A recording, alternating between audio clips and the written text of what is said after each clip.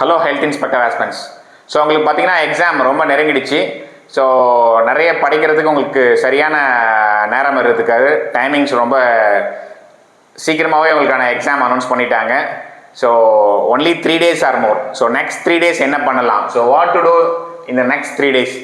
So ஒரு சிலர் நல்லா படிச்சிருப்பீங்க, ஒரு சிலர் நல்லா ப்ரிப்ரேஷன் இன்னும் சரியாக பண்ணியிருக்க மாட்டீங்க. பட் இப்போது நம்மக்கிட்ட இருக்கிறது ஒன்லி 3 days. ஸோ நீங்கள் இப்போ இந்த 1 to 1.5 months என்ன ப்ரிப்பேர் பண்ணீங்களோ அதுதான் நீங்கள் அந்த நெக்ஸ்ட்டு 7th அன்னைக்கு 3 days ப்ரெசென்ட் பண்ண போகிறீங்க. ஸோ இந்த 3 days என்ன பண்ணால் நமக்கு கரெக்டாக இருக்கும் அப்படின்றத நம்ம உங்களுக்கு சொல்ல போகிறோம். ஸோ இப்போ நெக்ஸ்ட் 3 days என்ன பண்ணுறீங்கன்னா நீங்கள், ஸோ நம்ம சிலபஸில் 21 டாபிக்ஸ் கொடுத்துருந்தாங்க. இந்த 21 டாபிக்ஸில் ஒரு சில இம்பார்ட்டன்ட் டாபிக்ஸ் நீங்கள் நிறைய படிச்சிருப்பீங்க, ஒரு சில லெஸ் இம்பார்ட்டன்ட் டாபிக்ஸ் கொஞ்சம் கம்மியாக படிச்சிருப்பீங்க. பட் அவங்க எப்படி கொஸ்டின் கேட்க போகிறான்றது நமக்கு தெரியாது. ஸோ 21 டாபிக்ஸ்லேயே 5 கொஸ்டின்ஸ் கேட்டு 100 கொஸ்டின்ஸ் கம்ப்ளீட் பண்ண போகிறாங்களா, இல்லை மெயின் டாபிக்ஸில் 20 கொஸ்டின்ஸ் கம்ப்ளீட் பண்ண போகிறாங்களான்றது நம்மளுக்கு ஒரு ப்ரிடிக்ஷனே இல்லாமல் இருக்கும். ஸோ எப்படியா இருந்தாலும் ஒன்லி 3 days தான் இருக்குது. ஸோ நம்ம என்ன பண்ணலான்னா, இது வரைக்கும் நீங்கள் என்ன ரிவிஷன் பண்ணியிருக்கீங்களோ, விச் மீன்ஸ் நீங்கள் என்ன ப்ரிப்பரேஷன் பண்ணியிருக்கீங்களோ அதுக்கான ரிவிஷனை ஸ்டார்ட் பண்ணுங்கள். ஸோ இன்றைக்கி பார்த்தீங்கன்னா December 3rd ஆகிடுச்சு. நம்மளுக்கு எக்ஸாம் டேட் வர Sunday 7/12/2025. ஸோ அதனால் என்ன பண்ணுறீங்கன்னா, இது வரைக்கும் நீங்கள் என்ன படிச்சிருக்கீங்களோ, ஒரு சிலர் என்ன பண்ணியிருப்பீங்க, ஹோல் புக் படிச்சிருப்பீங்க, இன்னும் ஒரு சிலர் ஒன்லைனர் மட்டும் தான் படிச்சிருப்பீங்க, இன்னும் ஒரு சிலர் MCQs மட்டும் தான் போட்டு பார்த்துருக்கீங்க.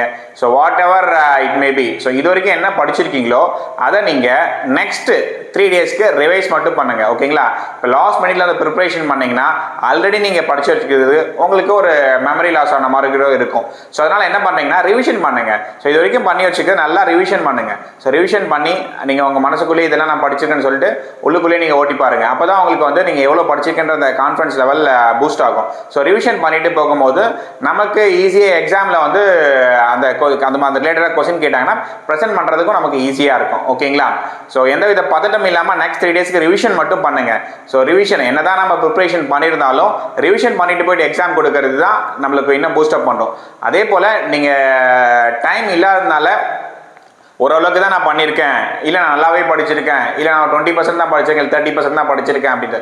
ஸோ நீங்கள் எல்லாமே கொஸ்டின் உங்களுக்கு கேட்க போது நீங்கள் ஆல்ரெடி 2 years என்ன நீங்கள் உங்கள் ஹெல்த் இன்ஸ்பெக்டர் கோர்ஸில் படிச்சிங்களோ அதுதான் கேட்க போகிறாங்க. அதனால நம்மளுக்கு நீங்கள் ஒரு பெரிய ஒரி பண்ண தேவையில்லை. ஸோ அதை ரிலேட் பண்ணி தான் கொஸ்டின்ஸ் வரும். மேக்ஸிமம் உங்களுக்கு 100% அதில் தான் கொஸ்டின்ஸ் வர ப்ராபபிலிட்டிஸ் இருக்குது. ஸோ நீங்கள் அந்த புக்கை நீங்கள் ஆல்ரெடி நீங்கள் எக்ஸாம் உங்களை கோர்ஸ் டைமில் எக்ஸாம்ஸ் எழுதிருக்கீங்க. ஸோ அதனால் ரிலேட் பண்ணி நீங்கள் ஆன்சர் பண்ணலாம். ஒரு சில டாபிக்ஸ் பார்த்தீங்கன்னா உங்களுக்கு ஃபேக்சுவல் கொஸ்டின்ஸ் வரும், ஒரு சில டாபிக்ஸ் பார்த்தீங்கன்னா உங்களுக்கு இயர்ஸ், டேட்ஸ், இதெல்லாம் ஃபேக்சுவல் கொஸ்டின்ஸில் வந்துடும். ஒரு சிலர் நீங்கள் காமனாகவே ஆல்ரெடி ஒரு சிலர் நீங்கள் ஹெல்த் இன்ஸ்பெக்டர் ஒர்க் பண்ணிட்டு இருப்பீங்க.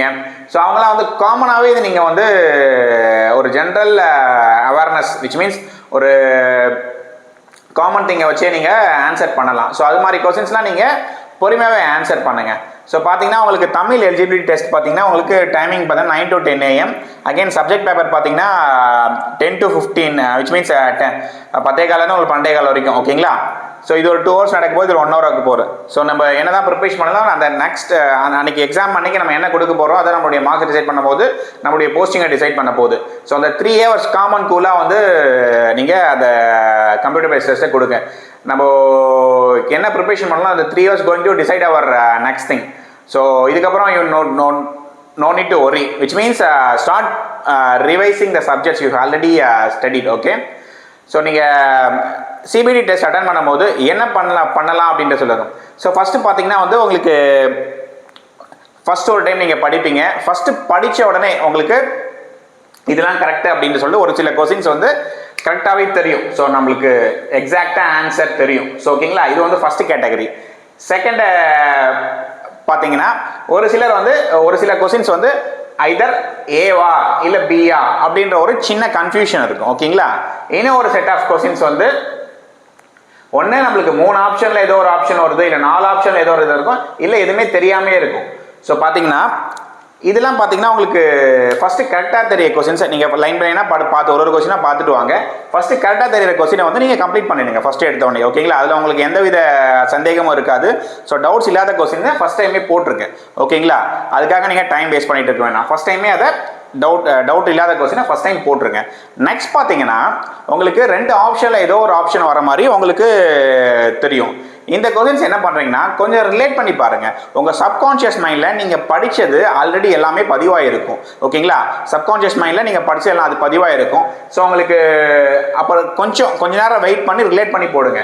ஃபார் எக்ஸாம்பிள் இதை கரெக்ட் கொஸ்டின்ஸில் ஒரு 50 கொஸ்டின்ஸ் ஃபஸ்ட் டைமே போட்டுறீங்கன்னா மீதி இதில் ஒரு 30 கொஸ்டின்ஸ் இருக்குது, இதில் ஒரு 20 கொஸ்டின்ஸ் இருக்குது. இப்படி நம்ம எடுத்துக்கிட்டோம்னா இந்த 50 கொஸ்டின்ஸ் முதல்ல போட்டு இந்த கொஸ்டின்ஸ்க்கு ஃபஸ்ட்டு டைம் அலோகேட் பண்ணுங்கள். ஏன்னா நீங்கள் உங்களுக்கு 2 சாய்ஸ் தெரியுது. ஓகேங்களா? ஐதர் ஏஓ இல்லை பிஓ கரெக்டாகனு தெரியும். அதனால இது கொஞ்சம் டைம் நிறைய அலோகேட் பண்ணுங்கள். லாஸ்ட் எனக்கு மொத்த ஆன்சருமே இல்லை, எல்லாமே ஆன்சராக தெரியுது, எதுவுமே தெரியலன்ற போது ஃபஸ்ட் டைம் உங்களுக்கு இதுதான் ஆன்சர் ஆகும். நீங்கள் அந்த கொஸ்டினை படித்தோடனே ஃபஸ்ட் டைம் இதுதான் ஆன்சர் ஆகும்னு தோணுது இல்லை?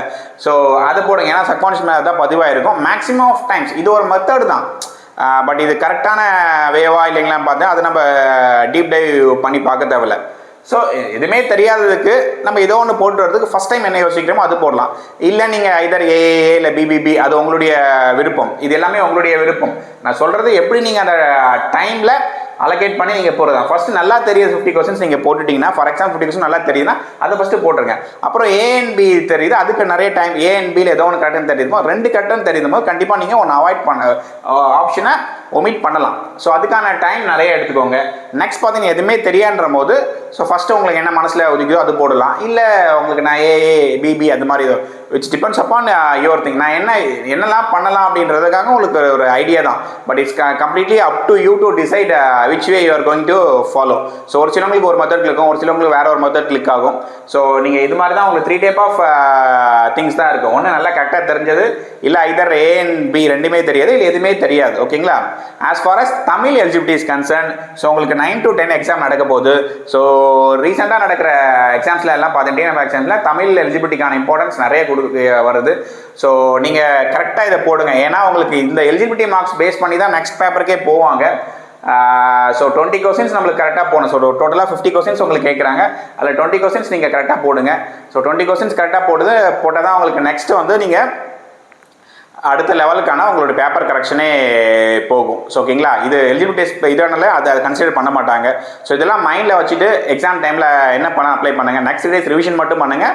வேறு ஏதோ இதை தாண்டி புதுசாக படிக்கிறீங்கன்னா உங்களுடைய ரிவிஷன் பண்ணுறதுடைய டைம் எடுத்து இருக்கும். இது வரைக்கும் படிச்சதை கம்ப்ளீட்டாக ரிவைஸ் பண்ணுங்கள். Okay, thank you.